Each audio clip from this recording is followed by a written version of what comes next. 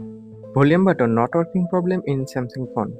In this video, I'll show you how to fix volume button not working problem in Samsung phone.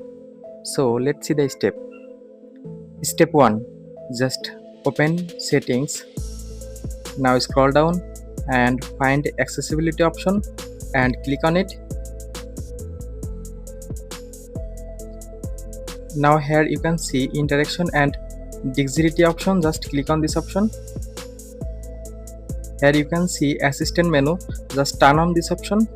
Now here you can see assistant menu option enable. Just click on this option. And here you can see volume option. Just click on this option. Now you can adjust volume from here. Step 2. Again open settings. Now scroll down and here you can see general management. Just click on this option.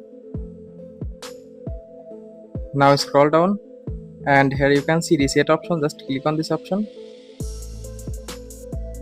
Now scroll down and here you can see reset all settings. Just click on this option.